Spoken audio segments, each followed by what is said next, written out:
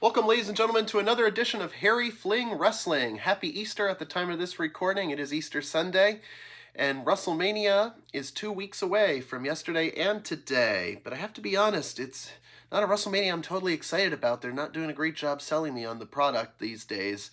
So it's probably the first time in all my wrestling fandom I just didn't have anything to jump up and down about. I mean, you got Orton versus Rhodes, which has potential to be a very good match based on their legacy, connection, and history and whatnot. But Punk versus Reigns seems like it's kind of falling flat, and the booking of it's not any fault of their own. It's just the booking isn't so great. So I'm kind of questioning Paul Levesque and his booking these days. But that's neither here nor there as far as this video is concerned. As long as we're still in WrestleMania season, we're going to rewrite another WrestleMania. This is actually the first one I ever watched at 7 years old, just 30 years ago. WrestleMania 12, live, Sunday, March 31st, 1996, at the Arrowhead Pond from Anaheim, California. There's only 6 matches contested on this 3-hour card, because one match we're going to keep here, which I'm not going to change because I loved it so much, was the Iron Man match. So, without any further ado, let's get into the card, and this is how I would rewrite it in my own image. So definitely keep Shawn Michaels as being the centerfold, the poster child, the wrestler of 1996, wrestler of the year. So I'm going to keep that all the same. But we kick off the action with a tag team match, a tag team attraction featuring Ahmed Johnson and Jake the Snake Roberts taking on Owen Hart and the British Bulldog, 2/3 of Camp Cornette. Besides Jim Cornette, they have their attorney Clarence Mason in their corner, who was sort of a play on the real-life Johnny Cochran for O.J. Simpson. Now, in real time, it was a 6-man tag that opened up Mania, and we only had 6 matches. It was Ahmed, Snake, and Yokozuna taking on Owen, Bulldog, and Vader. So I'm going to put Vader and Yoko in a match later on in the evening, singles bout, which I think had potential to be good for a match between 2 big gentlemen. But this match here, the storyline with this one, I would make it as Clarence Mason being afraid of snakes, not Bulldog and Owen so much. So the attorney's the one being attacked or persecuted, if you will, if I'm even using that in the right context. I'm not a law student, so don't hold me to those words. But yeah, nice power moves coming from Ahmed and Bulldog in this one. Great test of strength. And Ahmed had crazy agility for a guy so built. Definitely got that roided up body going, but he wasn't the greatest worker and definitely not the greatest talker, but man, could he move in that ring early on before the kidney issues took his toll on Ahmed in the summer of 96. So Ahmed was doing bicycle kicks. He was doing big splashes with such great height. Bow! Bow! He'd go like that when he'd punch. Bow! Jake the Snake Roberts, a comeback here. Hadn't been seen in the ring since 1992, WrestleMania 8 to be exact. And he was sort of a born-again Christian, if you will, but it wouldn't be long before he'd relapse. But in real time, he was trying to get sober for the first time. Of course, we all know that didn't work out until many years later on down the road. Down the line, he got sober for good via DDP yoga. But Jake Roberts, he was starting to wear a vest that was sort of turquoise, matching the turquoise trunks that he wore with his snakeskin boots. And he was carrying Revelations with him, this yellow Burmese python, from the book of Revelations in the Bible. Owen Hart and British Bulldog, a great brother-in-law tag team. They'd go on to become one of the greatest tag teams put together in the 90s. Not necessarily, a Rockers or a Hart Foundation per se, but certainly had great chemistry on account of the fact that they're brother-in-laws by marriage. So yeah, Jake and Owen would do well as far as Owen with his agility and Jake with his psychology. And then you have Ahmed and Bulldog with the power and strength game going on there. After a while, I think it would get convoluted having 2 managers. I think there'd be a miscue on the heel side. I could see this going, and then Jake Roberts hitting the DDT on Owen for the win. And then Ahmed and Jake would pick up the Duke here. So Ahmed Johnson and Jake the Snake Roberts would definitely win this opening contest. Now, this match actually did take place at April 96's Good Friend, In Your House, Good Friends, Better Enemies. Was the opening contest where Owen and Bulldog proved to be victorious. Then we get the whole snake bit at the end with, no pun intended on the word, the name of it, with Revelations climbing all over Owen or maybe Bulldog, and then eventually getting to Clarence Mason, and then Cornette would be running like a scalded dog, as JR would say. So that's that. This next match didn't take place on the card. Instead of Hunter Hearst Helmsley facing the Ultimate Warrior in an abysmal minute and 39 seconds or whatever, I would put Hunter Hearst Helmsley versus Hakushi. Now, Hakushi is a criminally underrated performer of the New Generation era. Jinsei Shinzake, I think is his real name, Jinsei Shinzaki, from All Japan Pro Wrestling, AJPW. And man, his matches he had with Bret Hart in the spring, summer of '95 were great. And then SummerSlam '95, he kicked it off with 1-2-3 Kid and Hakushi. Great stuff with his kicks, the way he was able to gracefully fly through the air. He made everything look effortless. And he's not even a light heavyweight. He's like 236 pounds or whatever. So, Hakushi, his aerial assault would be great with Hunter Hearst Helmsley's technical ability. Hunter was very fluid and technical in the ring. He wasn't so much of a powerhouse as he would become later on down the line when he became the Game. As a blue blood, he was more trim and athletic. He was always athletic, but his body was a little more trim. He didn't bulk up on the juice yet. So Hakushi would do his bit with the high flying and such, and Hunter would counter it as best he could and try to ground him. Eventually, Hunter would use some dirty tactics, whether it be a rope or a low blow, or maybe some brass knuckles, and eventually get the pedigree for the win. And Hunter deserved to have a better WrestleMania victory than that stupid loss to Ultimate Warrior in a short amount of time, in under a minute. So that's that. Next match is one that happened in real time, and I'd keep it exactly the same. Savio Vega versus the Ringmaster. Excuse me, I'm sorry. He just changed it around this point in time to Stone Cold Steve Austin. It all started in England. It was Austin's then wife, later ex-wife, said, "Drink your bloody tea before it gets stone cold." Ah, that's going to be my new name for a gimmick. Hence, Stone Cold Steve Austin was born. See, little conversations can spark such serendipitous outcomes, isn't that right? So, Savio and Austin, there's not much I could say about this one. You have to put the Ringmaster, you have to put Steve Austin over just like you did Hunter S. Helmsley. This is the first Mania, by the way, for Stone Cold and Triple H, respectively, 1996. Rocky Maivia wouldn't be till 97. I already did a WrestleMania 13 rewrite last year, so go back and watch that.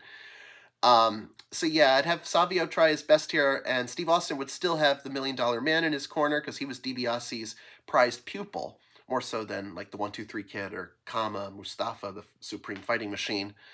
So Austin would use a lot of brute force here. Still very athletic. This is pre-neck injury Austin, so he was able to move around the ring a lot better than he would, when his neck was bothering him. Post-neck surgery, started to slow down. But yeah, it was a different Austin if you were watching Hollywood Blondes and then WCW run with the U.S. belt in the early 90s. And mid-90s WWF, definitely a different Austin you're looking at. No knee braces yet, so his knees were in great condition. Savio, mostly a power guy, but he could use some spinning wheel kicks and agility here and there. So Austin would win, use the Stone Cold Stunner, and that's that. All right, next match would be for the World Wrestling Federation Tag Team Championship, the tournament finals. Going into 96, the Smoking Guns were the champions, but Billy Gunn suffered a neck injury, I believe, at the Royal Rumble of 96, in a match against the Body Donnas. Zip kicked him in the neck. Or Zip, Tom Pritchard, Body Donna's member, did something to affect the neck of one Billy Gunn, so he was out of action. So in the finals, it'd be the Godwins, Henry and Phineas taking on Skip and Zip of the Body Donnas with Sonny in their corner, and of course the Godwins would have Hillbilly Jim in their corner, naturally. So, in real time, this happened on the free-for-all. God, they're skipping out on paydays for these guys. So, I hate to see that happen to people. I actually, in real time, the Body Donnas won because Sonny was able to be flirtatious with Phineas, and Phineas wasn't the sharpest tool in the shed, the pig character, if you will. Henry was more the brains and the brawn. They were all brawny. So yeah, a lot of brawn here, and Phineas, let's say he might get distracted a little bit in this match. Then I have Hillbilly Jim, kind of trip her up from the, the ring apron. Trip her on the ring apron or cause some sort of distraction, tug at her miniskirt or something. And that would get Phineas to not focus on Sonny being the distraction on the outside, eventually hit the slop drop for the win. Henry should probably get the pin in this one because, he's the smarter of the two. So have the Godwins go over, and it can be a phantom run. For all I care, this can be a 24-hour run. They can lose them the next night on Raw. But the Godwins needed this win. They've lost so many tag title bouts. Their stamina as a tag team got weakened over the years because they were constantly on the losing end of challenging for the belts, whether it be against the Body Donnas, the Smoking Guns, and a year later, Owen and Bulldog, Legion of Doom, teams like that, Headbangers, you name it. They were just cannon fodder to the other tag teams because they were there sort of like jobbers, enhancement talent. They weren't amateurs, but definitely enhancement talent because other more established teams were made to look good over Henry and Phineas Godwin. So definitely give the Godwins the Duke here, and it doesn't have to be a long run, maybe a week at the most, like they did at MSG. the night of the curtain call incident. Godwin's won it for a week, and then they lose at another free-for-all for In Your House Beware of Dog, the first one, to the Smoking Guns, who were returning at the time. So Billy's neck injury wasn't as bad, but you will not see the Smoking Guns on this card tonight. Okay, next match. All right, the return of the Ultimate Warrior! And I'm not looking forward to booking this one because I'm not the biggest Warrior fan. But man, was that entrance impressive, and the music too. Listen to Warrior Wildfire if you type in his theme music on YouTube. Not Unstable from the Anthology album. Unstable is just a clear loop of what you first heard in Warrior Wildfire. Warrior Wildfire actually goes into more verses and bridges, and it breaks it down a little more. You'll understand if you're a musician and you're watching this video now, or listening to this. So, Ultimate Warrior would take on the unlucky recipient being the 1-2-3 Kid, which I'm sorry to say, by 96, the Kid was just petering out as far as relevancy is concerned. He joined the $1 Million Corporation in the fall of 95, turning on his best friend, Razor Ramon. And of course, they had that stupid Crybaby match, which I'm not going to give a lot of time and attention to, at In Your House, Rage in the Cage, February 96. At this point, Razor and Kid's feud's done. They don't need... I'm glad they didn't do that match at Mania. That would have been killer in a bad way. That would have killed everything. The whole vibe, really. Childish. Hated that concept. But anyways, yeah, 1-2-3 Kid, this match wouldn't take long. Give him at least 5 minutes. Probably more than the Warrior could perform before he gets really gassed. Because he's going to run all the way down, shake the ropes, and that's it. That's why Warrior's matches were so short. And he couldn't wrestle worth a lick, much like Hogan and Goldberg. I hate to say it. Just wants to pick up a quick paycheck, but get 1-2-3 Kid on the card. I'm a big Sean Waltman fan. He's been my favorite since I was 6 years old. My first favorite wrestler. And at least get him on the card, get him a Mania payday, and then he'll go to WCW. That's all I can say. Match number 6. Now, this match could have started a little bit earlier. In real time, we had the Hollywood Backlot Brawl between Goldust and Razor Ramon. No, Goldust and Roddy Piper, sorry. Originally, it was supposed to be a Miami street fight taking place in Anaheim, California. That makes a lot of sense, right? It's like having a New York City street fight in Chicago. Like, come on now, get the city right, make it relevant. Put 2 and 2 together. It's common sense. Anyways, Roddy Piper was filled in for Razor Ramon. Razor, I think, was very uncomfortable with the Goldust gimmick and the androgyny behind it at first. Everyone thought he was gay. And, so the mid-90s, people weren't as open to the LGBT community like they are now. So, it was a harsh community we were dealing with. And Razor wanted no part in the gimmick. He didn't feel comfortable working with Dustin Runnels in the Goldust character. And he also failed a few drug tests here and there, so he was actually suspended. So they pivoted the feud over to Roddy Piper, who was in the company serving as interim president while our real president, Gorilla Monsoon, was on the shelf thanks to a Vader bomb in January 96 on Raw. So Piper and I would make his opponent here be Jerry the King Lawler. That was the main event of King of the Ring 1994. On a show which, by the way, was heavily promoting the New Generation era.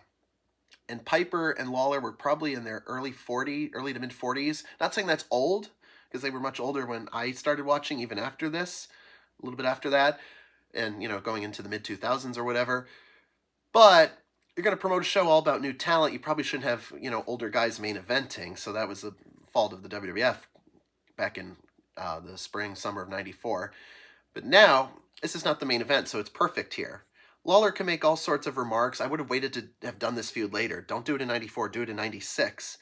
Give Lawler something to do on the card. You can have Vince McMahon and Mr. Perfect be the announce team. Perfect was a great announcer in 92 and in 96.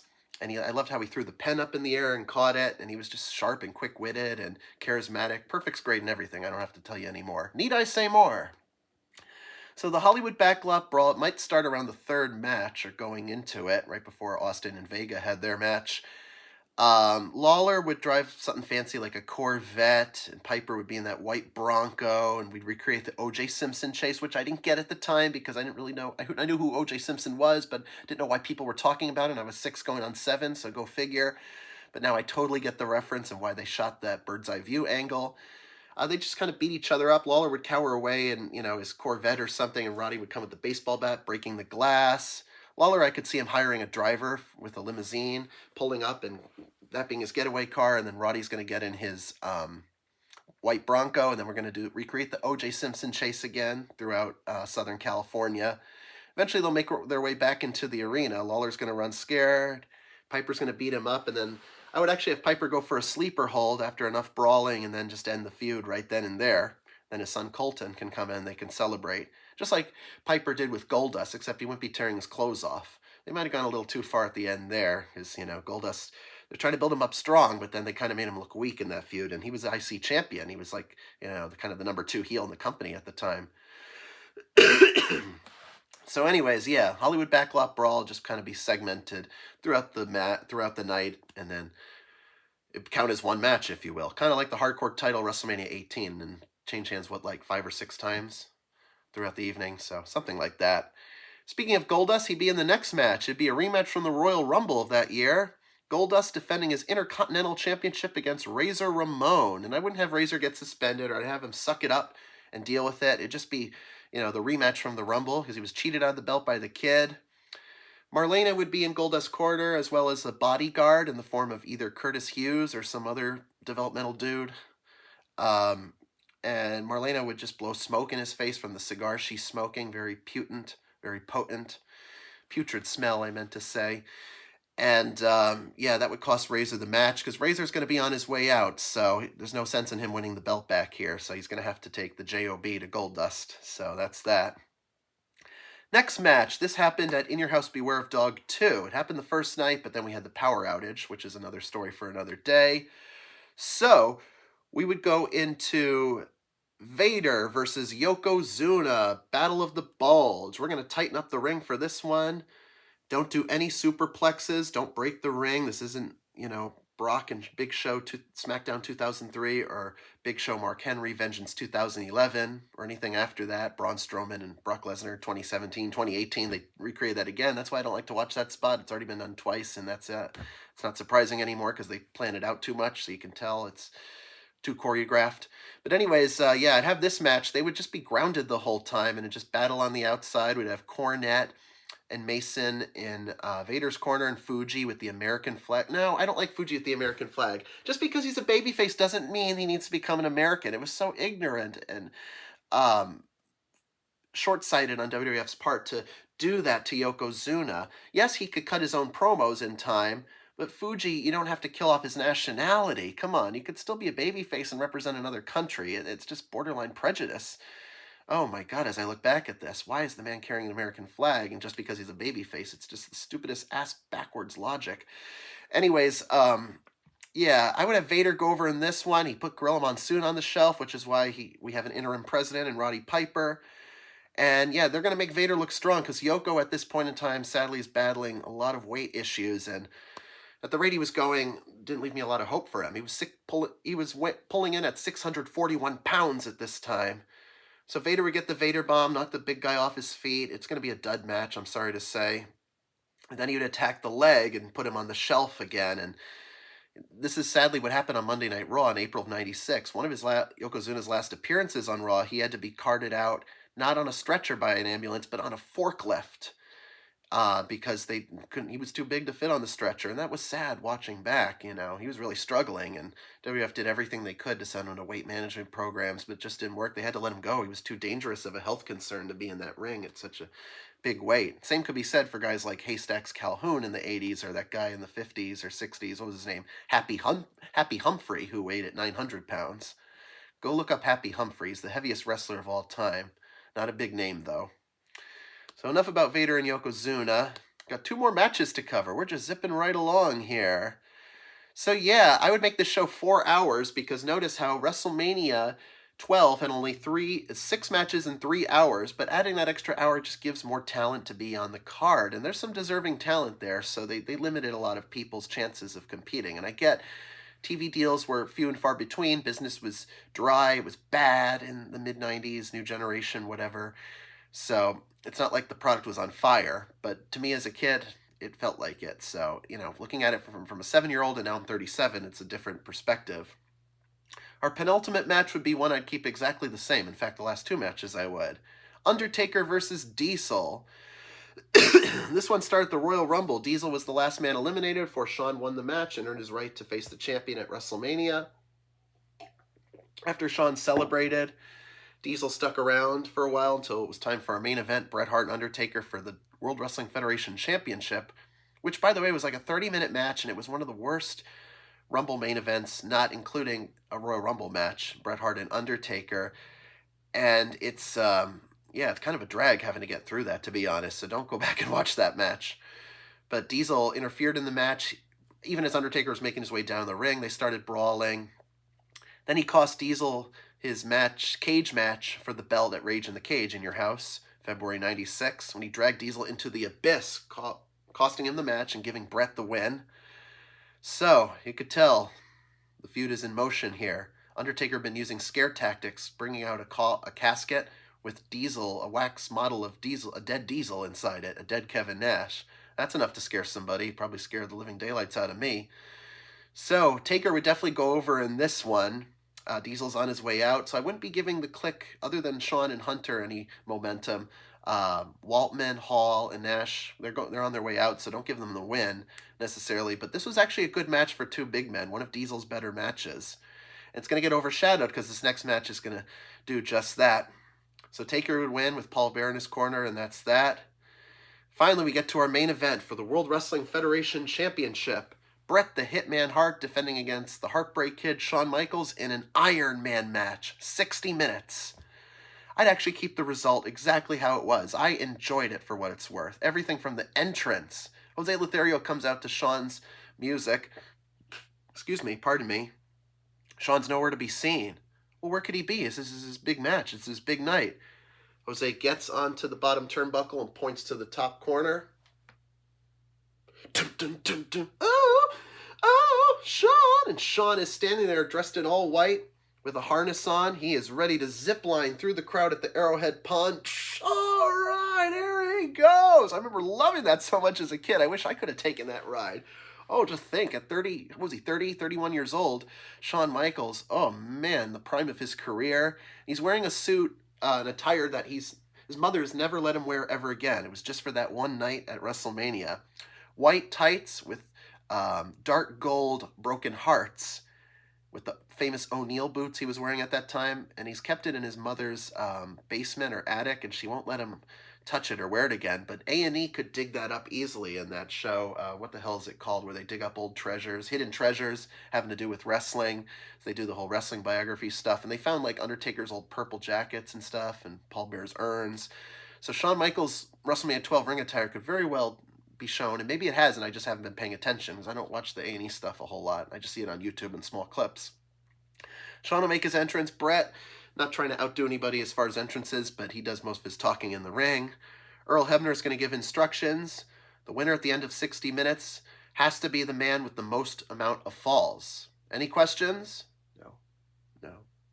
Good luck to you both. Good luck, gentlemen. Good luck to you both. Let's have a clean fight. Ding, ding, ding. We're off to the races. First 20 minutes, a lot of people say were kind of a drag, just a lot of mat wrestling, a lot of European-style grapples. The last 40 minutes got really exciting. They started pulling all the stops, including Tony Chimmel being super kicked by HBK because Bret got out of the way. Oh, Tony, I think, had his jaw broken or something. He was knocked out. Tony Chimmel was not the ring announcer. Howard Finkel was, and Mark Eaton was the timekeeper, so he was more like a producer or something backstage, or he used to carry jackets and stuff. He did some kind of work around ringside, but man, that was not a good night for him. Got his teeth knocked out. And then it started to get more physical with Bret and Shawn, the longer this match wears on, and I'd keep the score exactly how it ended, 0-0. Ding, ding, ding! Ladies and gentlemen, the 60-minute time limit has expired. Bret walks away with the belt. Roddy Piper comes out to make a statement, or tells Howard Finkel to make a statement. Ladies and gentlemen, I have just been informed by interim president Roddy Piper that this match is ordered to continue. There must be a winner, as we will now go into sudden death. 0-0 overtime.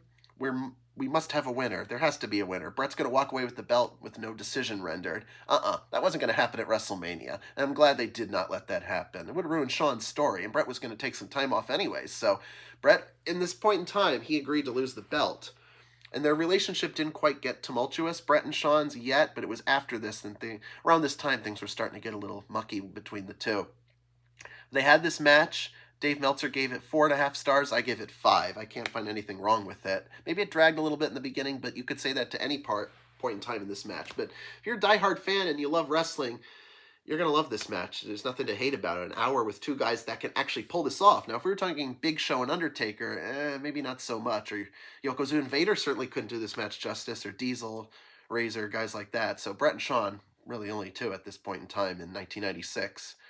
The ending, the last 30 seconds are the best. And we used to have, my brother had a WAV file on his computer. Remember WAV files? We used to download entrance themes. It's Vince McMahon saying, "This capacity crowd is buzzing. They've never seen anything like this. Oh, wait a minute, Shawn Michaels, he's going for it. Sweet chin music. Oh, he got all of it. I don't think he got all of it. 1, 2, 3, yes, ding, ding, ding. Wow. Shawn wins under the most dramatic circumstances, very dramatic fashion, a big celebratory win, and Bret actually offered to shake his hand if you watch the ending of that match closely. Shawn just shoves him out of the way, and Shawn's on his knees looking at the belt. "Get out of the ring, this is my fucking moment." That's what Bret claims Shawn said to him. We don't know that as fact, and Shawn's never admitted to saying such a thing. "Get out of the ring, this is my fucking moment." Bret just basically stood there, wanted to shake his hand, tonight you're the better man, and that's why Bret left so angry, and the cameras follow him. He's like, "Get out, turn this off. I don't want to do any interview."